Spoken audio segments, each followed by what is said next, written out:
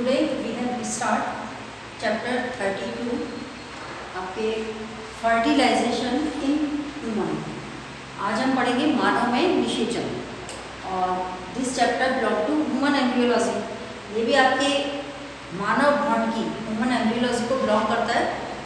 इससे पहले आपके प्रीवियस क्लास में we have study what you mean gametes और विच गैमेट्स, मेल गैमेट्स और फीमेल गैमेट्स। इसका फॉर्मेशन हम पढ़ चुके हैं कि मादा युग्मक क्या होता है और नर युग्मक क्या होता है। आपके female gamete is known as ovum और male gametes is known as sperm. अब today we have teach fertilization, निषेचन। निषेचन क्या है? निषेचन जो है आपके मैं बता दूं, एक तरह से मेल और फीमेल गैमेट्स कि जो प्रो न्यूक्लियाई होते हैं उनका कॉम्बिनेशन, और ये प्रो न्यूक्लियाई जो है दीज आर फ्यूज़न, इनका फ्यूज़न होता है या मीट टुगेदर होते हैं, तो this is known as fertilization. जैसा कि देखो आप यहाँ पर फर्टिलाइजेशन की मीनिंग आनी चाहिए आपको कि व्हाट यू मीन फर्टिलाइजेशन, यानी निषेचन किसे कहते हैं। आपके combinations of haploid male gamete, haploid male gamete जो है sperm and haploid female gamete, haploid female gamete is known as ovum, अंडाणु, and fusion of pronuclei of both gametes. इन दोनों गैमेट्स के जो प्रो न्यूक्लियाई होते हैं उनका क्या होना? फ्यूजन होना, मिलना। तो ये जो फ्यूजन होता है, this fusion of pronuclei is known as fertilization. Clear हो गया कि फर्टिलाइजेशन किसे कहते हैं, निषेचन की क्रिया किसे कहते हैं। यानी मादा युग्मक आई मीन्स अंडाणु का केंद्रक और नर युग्मक आई मीन्स आपके शुक्राणु का केंद्रक, ये आपस में संलयन होते हैं। संलयन मतलब समझिए मीट टुगेदर, फ्यूजन होता है इनका। तो ये जो प्रोसेस है, this process is known as या this combination is known as या fusion is known as fertilization, निषेचन कहलाता है। यानी आपके अंडाणु और शुक्राणु के केंद्रक का संलयन होना निषेचन कहलाता है। आपका क्लियर हो गया कि फ्यूजन क्या है, निषेचन किसे कहते हैं। ना मैंने एक शॉर्ट में डायग्राम मतलब लाइन डायग्राम से भी आपको ये अंडरस्टूड कराने की वो की है, मतलब कि आपको आ जाए समझ में। मेल गैमेट्स हैप्लॉइड है, फीमेल गैमेट भी हैप्लॉइड है। आपके male gamete is known as sperm और female gamete is known as ovum. इनका फ्यूजन होना, आपके मेल गैमेट तो क्या हुआ? स्पर्म, और फीमेल गैमेट क्या हुआ? आपका ओवम।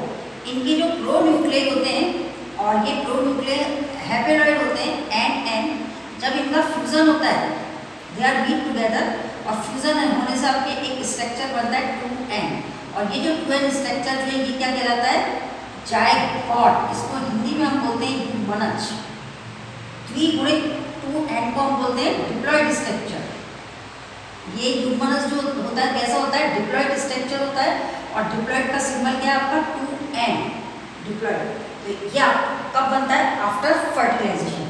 फर्टिलाइजेशन के बाद में जो आपका स्ट्रक्चर्स फॉर्मेट होता है दीज आर नोन एज युग्मनज। क्लियर हो गया ये। अब देखिए निषेचन कितने प्रकार का होता है।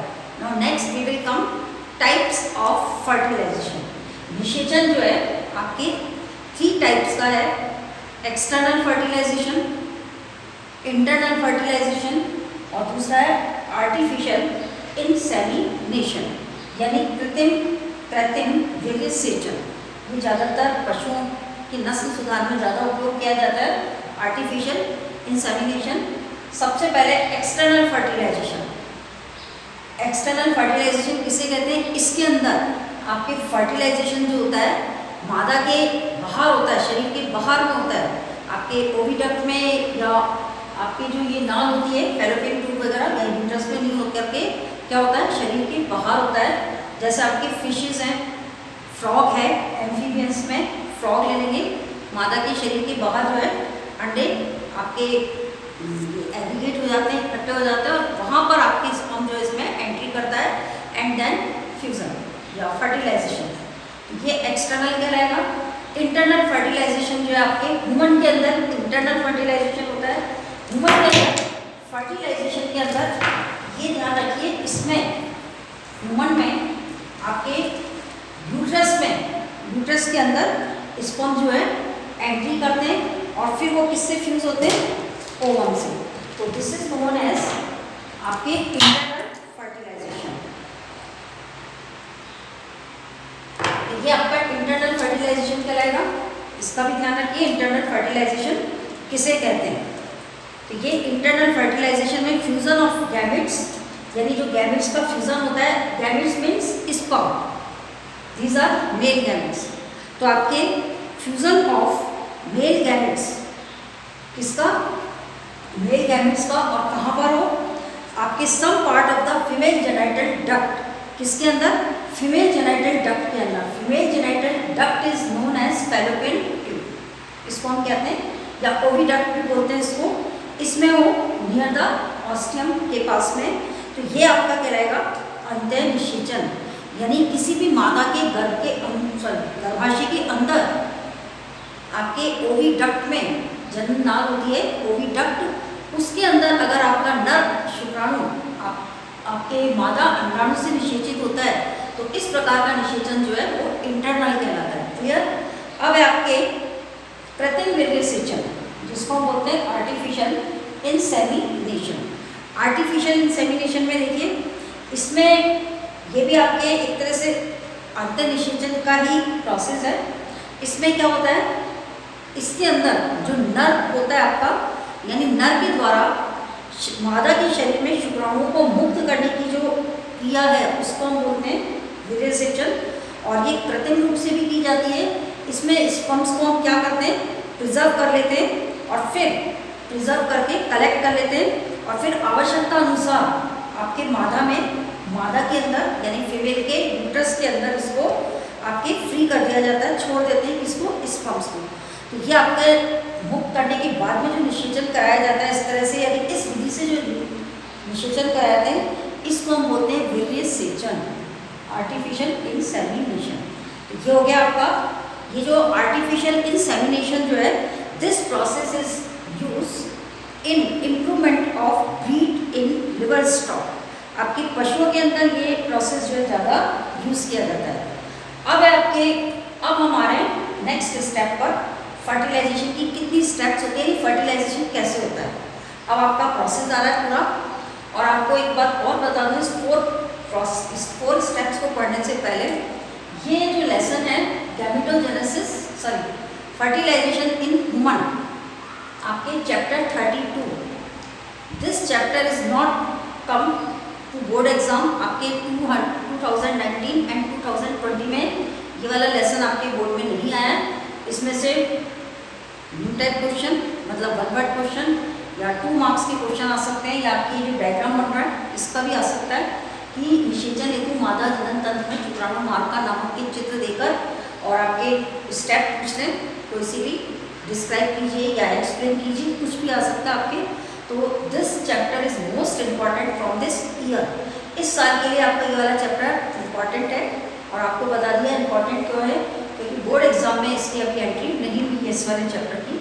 तो अब देखिए हम आते हैं निषेचन की स्टेप पर, कि निषेचन जो है आपके इसके विभिन्न पद कौन से होते हैं, टाइप्स ऑफ स्टेप्स।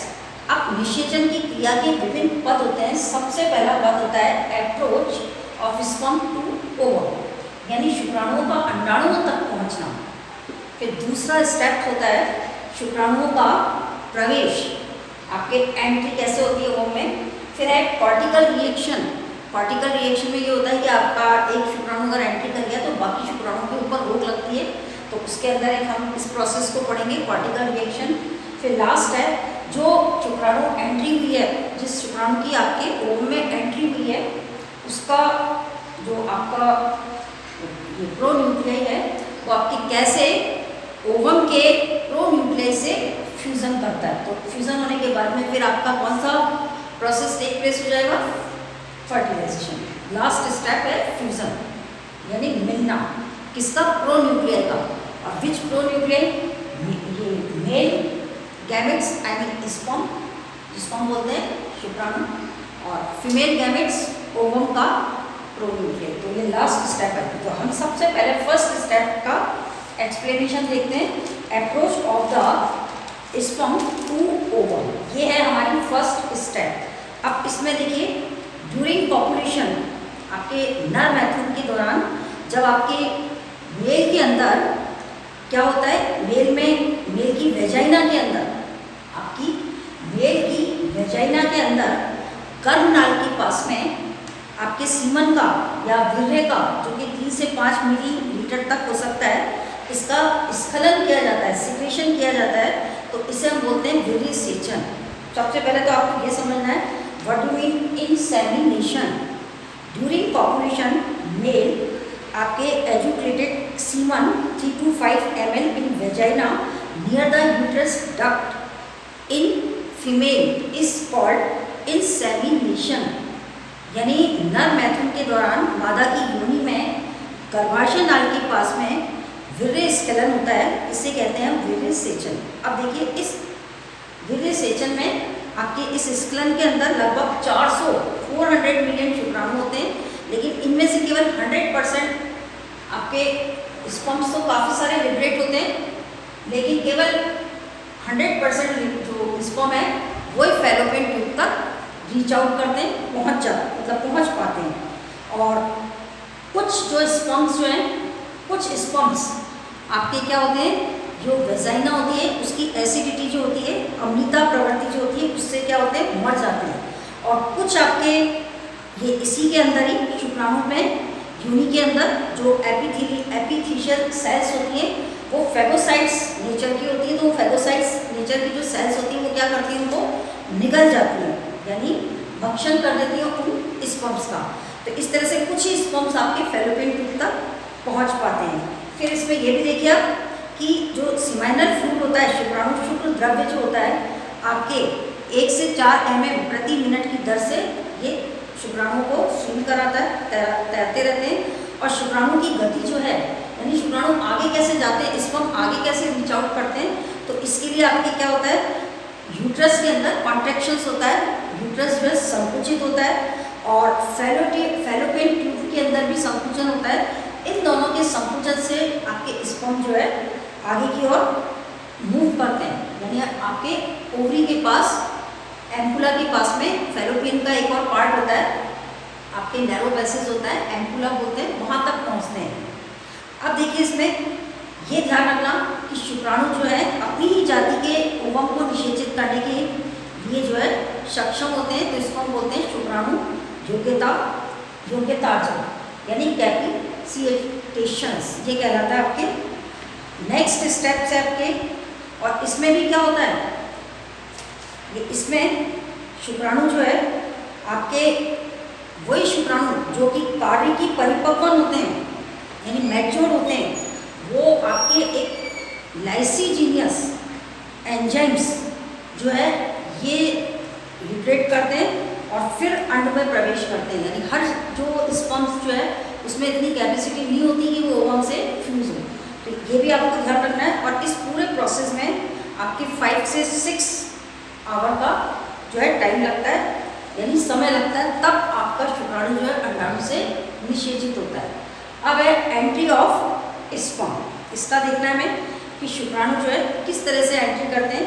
अब इसके लिए देखिए, ये वाला डायग्राम आएगा शुक्राणु का अंड में प्रवेश, सेकंड नंबर का।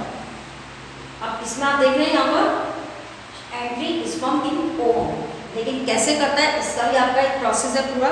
इसमें आपके अंडाणु के ऊपर एक केमिकल होता है, रासायनिक पदार्थ, जिसको हम बोलते हैं फर्टिलाइजर। और ये जो है आपके शुक्राणु के लिए स्नेह स्थल होता है, यानी इससे शुक्राणु जो है स्नेह रखते हैं, मतलब इसकी ओर अट्रैक्ट होते हैं और विशिष्ट गुण वाले फर्टिलाइजिंग स्थल पर जाकर के शुक्राणु जो है इससे चिपक जाते हैं। यानी फर्टिलाइजन और एंटी फर्टिलाइजन ये अंतः क्रिया होती है और इससे अंडे पर शुक्राणु जो है चिपक जाते हैं। अब एंट्री कैसे करता है शुक्राणु, ये देखना है। एंट्री करने के लिए शुक्राणु जो है आपके एक भेदन क्रिया होती है, पेनिट्रेट रिएक्शंस होती है, वो केमिकल बेस पर डिपेंड करती है। तो इसके लिए आपका जो स्पर्म का एक्रोसोम है, अग्रपिंड है, आपके स्पर्म का टेल तो बाहर रह जाता है, लेकिन इसका जो एक्रोसोम्स होता है आपके अग्रपिंड होता है वही एक्शन करता है, वही आपकी क्रिया में भाग लेता है। तो इसमें शुक्राणु जो है, स्पर्म जो है, आपके स्पर्म लाइसिस एक एंजाइम्स फ्री करते हैं, मतलब बाहर निकालते हैं, मुक्त करते हैं, जिसको हम बोलते हैं, यहाँ मैंने इसका नाम लिख रखा है हाइड्रोलिडेज। ये एंजाइम है हाइड्रोलिडेज एंजाइम्स होता है। यह आपके प्रोटीन प्रकृति का एंजाइम होता है जो शुक्राणु से लयन होता है, अम्लीय प्रोटीन प्रकृति का एंजाइम है। ध्यान रखना, यह आपका न्यू टाइप क्वेश्चन में भी आ सकता है कि शुक्राणु लयन अम्लीय प्रोटीन एंजाइम का नाम बताइए। आपके राइट द नेम ऑफ कौन सा, आपके लाइसिजीनियस एंजाइम्स ऑफ स्पर्म, यानी स्पर्म्स का लाइसिजीनियस एंजाइम्स कौन सा है। तो आपका आंसर होगा, और आंसर इज हाइड्रोलिडेज। हाइड्रोलिडेज ये एंजाइम्स होता है, ये एंजाइम्स जो है अंतराकोशिकीय अवकाशों में आपके इसकी जो एंट्री कर रहा है, पहले तो जोना पेनिसुला को पेनिट्रेट करता है, फिर आपके ये कोरोना रेडिएटा को, फिर उसके बाद में जोना पेनिसुला जो है इसका लयन करके और अंदर एंट्री करता है और इसको इससे ये लयनकारी एंजाइम कहलाता है, जिसको हम बोलते हैं लाइसिजीनियस एंजाइम। ये ध्यान रखना है आपको। और ये क्या करता है, आपके यूरानिक अम्ल बहुलक को घोल देता है और कोरोना रेडिएटा की ग्रेनुलोसा सेल्स इसमें साथ साथ उसको रखता है, लेकिन कोरोना को भेजते हुए ये एंजाइम कोरोना रेडिएटा को घोल करके और फिर एक्रोसोम जोना पेलुसिडा को भी बोलता है। तो जब जोना पेलुसिडा को घोलेगा, तो आपके लाइस करेगा, तब अंदर एंट्री करेगा। तो इस तरह से आपका स्पर्म जो है एंट्री कर जाता है। यदि एक बार आप इंग्लिश में और देख लो उसको, the ovum secretes a chemical substance, यानी एक तरह से रासायनिक वो है ये, which is called fertilizins. There are sperms, आपके ये जो स्पर्म्स हैं इसके अंदर भी ये क्या होते हैं आपके, मतलब एक तरह से effeminates spots where specific sperms which is anti fertilizing side get attach, जुड़ जाते हैं, इससे चिपक जाते हैं, अटैच जुड़ जाते हैं by this fertilization and anti-fertilization reaction, ovum and sperms agglutinize together। आ गया ये। अब penetration by sperm is the chemical mechanism, ये एक रासायनिक क्रियाविधि है। in this anterior lobe, किसका anterior lobe, आपके स्पर्म का, कि in this anterior lobe, और इस anterior हम लोब को क्या कहते हैं, एक्रोसोम। आपने स्पर्म का स्ट्रक्चर पढ़ा था प्रीवियस क्लास में, तो स्पर्म के स्ट्रक्चर्स के अंदर, ह्यूमन स्पर्म के स्ट्रक्चर्स में आपके जो एपिकल जो पोर्शन होता है, this are known as acrosome, ये कहलाता है। तो ये आपका जो एक्रोसोम्स है take part and secrete some आपके स्पर्म लाइसिस जो है एंजाइम्स को सीक्रेट करता है, और ये क्या करते हैं, which is dissolving the covering of ovum. ये ओवम का जो कवरिंग होता है ना, एनवेलप जो होता है, आवरण जो होता है, उसको लाइसिस करते हैं, यानी उसको घोलते हैं।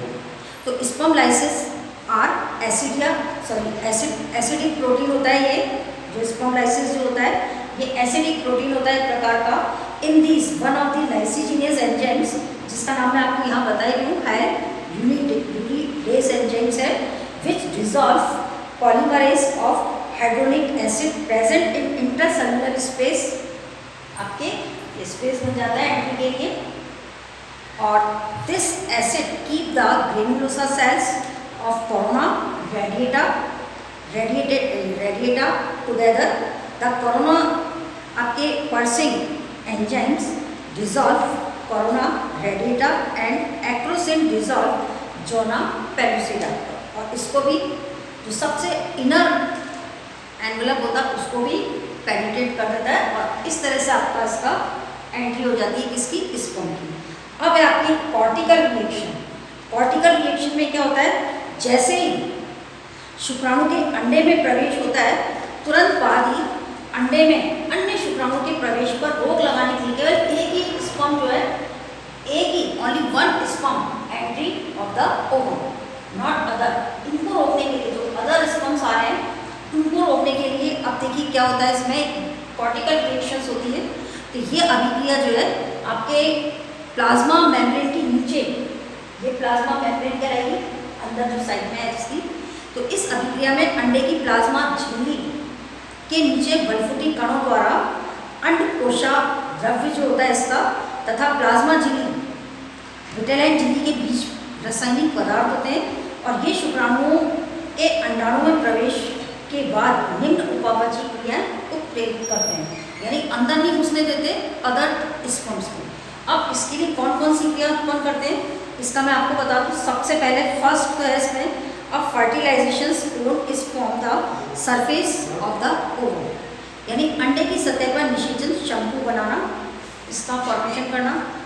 दूसरा विटेलाइन झिल्ली बढ़कर के आपके निषेचन तला में परिवर्तित हो जाती है, फर्टिलाइजेशन मेम्ब्रेन बना लेती है एक तरह से। दूसरा कोशिका द्रव्य में गति पाई जाती है, आपका जो मूवमेंट है फॉर्म की साइटोप्लाज्म। तीसरा है आपके प्लाज्मा झिल्ली की पारगम्यता बढ़ जाती है, यानी permeability of plasma membrane increase. फिर आपके प्रोटीन संश्लेषण की दर बढ़ जाती है, the rate of protein synthesis increase. फिर आपके माइटोटिक डिवीजन बिगेन, यानी संश्लेषण विभाजन प्रारंभ होता है। तो इस तरह से आपके ये कॉर्टिकल रिएक्शन जो है वर्क करती है, आपके मतलब एक तरह से बैरियर का काम करती है अदर स्पर्म्स को, यानी अदर स्पर्म्स की एंट्री रोकने के लिए किसके अंदर, ओवम के अंदर। अब आपके लास्ट स्टेप्स है इसकी फर्टिलाइजेशन की, ये लास्ट स्टेप्स है आपके फ्यूजन ऑफ प्रोन्यूक्लियर। अब फ्यूजन ऑफ प्रोन्यूक्लियर हम फर्टिलाइजेशन के लास्ट स्टेप पर आ रहे हैं। इसमें शुक्राणुओं का अंडाणुओं के अंदर प्रवेश एक उद्दीपन की तरह कार्य करता है और आपके इसके फलस्वरूप क्या होता है, आफ्टर दैट सेकेंडरी जो मैचुरेशन डिवीजन होता है, द्वितीयक परिपक्वन विभाजन होता है। अंडे में प्रवेश के बाद शुक्राणु का सिर जो हेड होता है वो आपके उसका जो मिडिल पोर्शन होता है वो 180 डिग्री कोण से घूम जाता है, एंगल पर घूम जाता है। और इसके घूमने से क्या होता है, जो मध्य भाग होता है, मध्य भाग में जो संबंधित आपके जो सेल ऑर्गेनेल्स होते हैं, ये ध्यान रखना, स्पर्म्स के मिड वाले पोर्शन में दो सेल ऑर्गेनेल्स होते हैं, एक तो माइटोकॉन्ड्रिया और एक सेंट्रियोल। तो ये माइटोकॉन्ड्रिया और सेंट्रियोल जो है ये सिर के आगे पहुंच जाते हैं, टर्न होता है स्पर्म तो वो आगे आ जाते हैं और शुक्राणुओं द्वारा लाया गया सेंट्रियोल आपके दो भागों में विभाजित होता है। एक तो होता है इसका एक्टिव पार्ट जिसको हम कोशा द्रव्य के केंद्र में इसके अंदर गुणसूत्रीय तंतुओं का निर्माण होता है, आपके स्पिंडल फॉर्म्स होते हैं। और द्वितीयक ध्रुवीय काय पोलर बॉडी के निर्माण के साथ ही आपके एग न्यूक्लियस या मादा प्राक केंद्रक जो होता है, प्रोन्यूक्लियस जो होता है, शुक्राणु के सिर के आपके मेल प्रोन्यूक्लियई के साथ संयोजन के लिए तैयार होता है। अब निषेचन होगा यहाँ पर नेक्स्ट लास्ट स्टेप में। तो आपके क्या होता है, नर प्राक केंद्रक यानी मेल प्रोन्यूक्लियई किसका, स्पर्म्स का, आपके भेदन पथ से, पेनिट्रेशन पाथ से आपके उसका अनुसरण करते हुए और फिर किसकी ओर गति करता है, मूव करता है फीमेल प्रोन्यूक्लियई की ओर। और कई परिस्थितियों में शुक्राणु के इस मार्ग में बहुत कम परिवर्तन होते हैं और इस प्रकार आपके शुक्राणु का मार्ग जब इसको पूरा मिल जाता है तब ये फीमेल के प्रोन्यूक्लियस से क्या हो जाता है, फ्यूजन हो जाता है इसका, यानी आपके फ्यूजन हो जाना इट मीन्स फर्टिलाइजेशन हो जाना, निषेचित हो जाना। यानी एन हैपेलॉइड गैमेट्स जो होते हैं दे आर मीट टुगेदर या आपके gamete sorry and fusion of pronuclei of both gamete haploid male gamete and haploid female gamete. Male gamete is known as sperm and female gamete is known as ovum. इन दोनों का fusion, both gametes का fusion जो है, fusion किसका होता है, इन दोनों के बोथ दी प्रोन्यूक्लियई। तो both the pronuclei fusion is known as या इज कॉल्ड फर्टिलाइजेशन। तो ऐसे आपका कंप्लीट फर्टिलाइजेशन टेक प्लेस होता है। अब आपका इसमें एक और लास्ट टॉपिक आ रहा है, फर्टिलाइजेशन का महत्व। फर्टिलाइजेशन का महत्व क्या है इससे पहले आप देखो, ये जो हमने लास्ट स्टेप जो थी ना फ्यूजन ऑफ प्रोन्यूक्लियेट, इसमें मैं आपको ये रिपीट करा दूँ इसको। द एंट्री ऑफ स्पर्म, इसी का इन ओवम, जब आपके किसकी एंट्री होती है, स्पर्म की, किसके अंदर, ओवम में, एक्ट एज स्टिमुलेट, ये तो आपको मालूम है स्टिमुलेट्स वर्क है, ये उद्दीपन की क्रिया है। तो रिजल्ट क्या होता है, secondary maturation division take place after the entry of sperm ovum, the head and middle piece of sperm rotate by 100 degree angle पे मिल जाता है, and which mitochondria and proximal centrosomes related to the middle piece reach forward to the head, आगे आ जाते हैं head के, और centrosomes carried by sperms divided two parts form chromosomal spindle form होता है इसमें आपके, और साइटोप्लाज्म इसमें एक्टिव होता है। तो formations of secondary polar body is also form, and egg nucleus और फीमेल प्रोन्यूक्लियस, या तो हम एग न्यूक्लियस बोले या फीमेल प्रोन्यूक्लियस बोले, इनका क्या होता है, आपके गैट प्रिपेयर होता है, किसके लिए प्रिपेयर होता है, टू फ्यूज के लिए, और स्पर्म हेड न्यूक्लियस, और स्पर्म के हेड का न्यूक्लियस। तो दोनों के न्यूक्लियस जब प्रिपेयर होते हैं, तो प्रिपेयर होने के बाद में मेल प्रोन्यूक्लियस जो है ये move directly to the female pronucleus.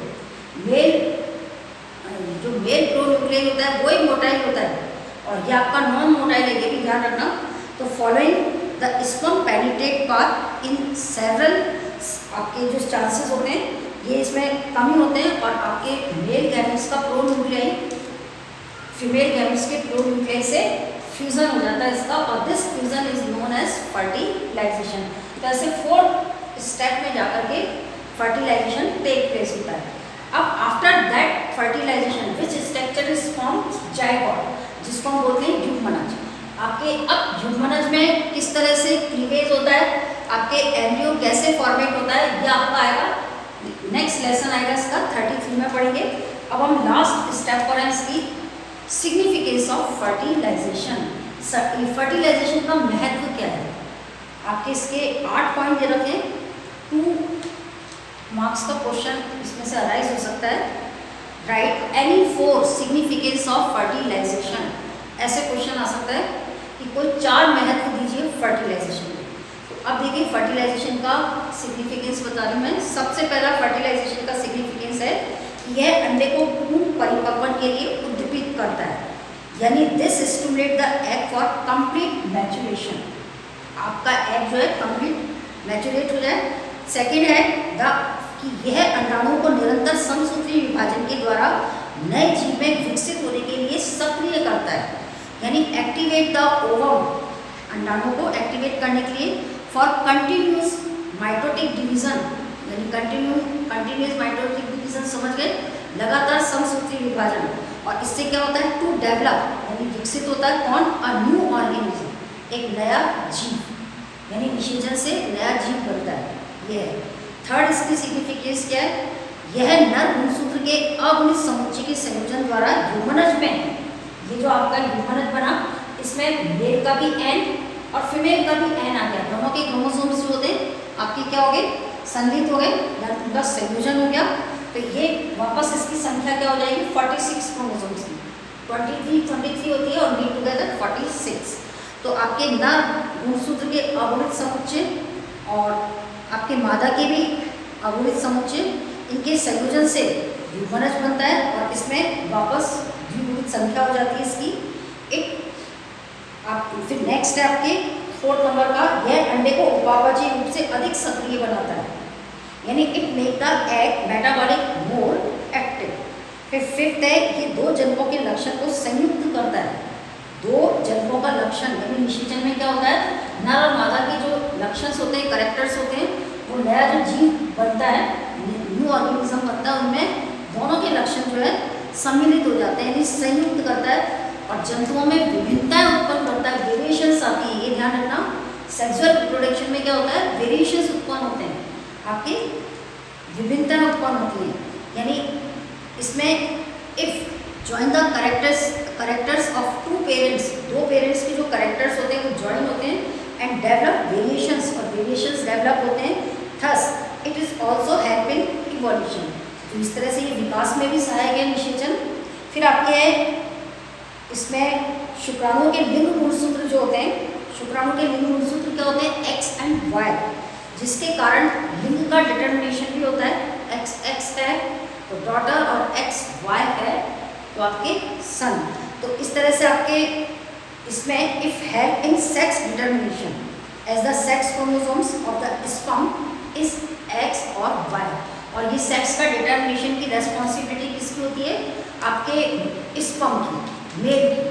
अब आपके इसमें सेकंड लास्ट है, formations of fertilization membrane take place after the entry of sperm which check the polyspermy, ये भी है, यानी शुक्राणु के प्रवेश के बाद निषेचन कला का निर्माण होता है जिससे बहु शुक्राणुओं को रोका जाता है। इसका निर्माण होता है आपके इसमें शुक्राणु के प्रवेश के बाद में निषेचन कला तब, और जो अदर जो स्पर्म्स हैं उन पे क्या लग जाता है, बैरियर, रोक लग जाती है। तो ये भी फर्टिलाइजेशन का महत्व है। और लास्ट है मैथुनिक पथ विभाजन के अक्ष का निर्धारण करता है, यानी इसमें हम बोलेंगे population path determines the division axis. तो इस तरह से आपका इसका फर्टिलाइजेशन का जो है इम्पोर्टेंस है, और ये 2 मार्क्स के अंदर क्वेश्चन आ सकता है। और this chapter is most important from this year, ये ध्यान रखना। मैं आपको वापस रिपीट कर रही हूँ, इस साल आपके इसमें से एक नई क्वेश्चन जरूर आएगा, या तो 1 मार्क्स का या 2 मार्क्स का क्वेश्चन जो है अराइज हो सकता है। और इसका मैंने रीज़न बता दिया, क्योंकि 2019 और 2020 में इसमें से कोई क्वेश्चन नहीं आया है। सो इन दिस ईयर, इस साल जो है इम्पॉर्टेंट है। Thank you.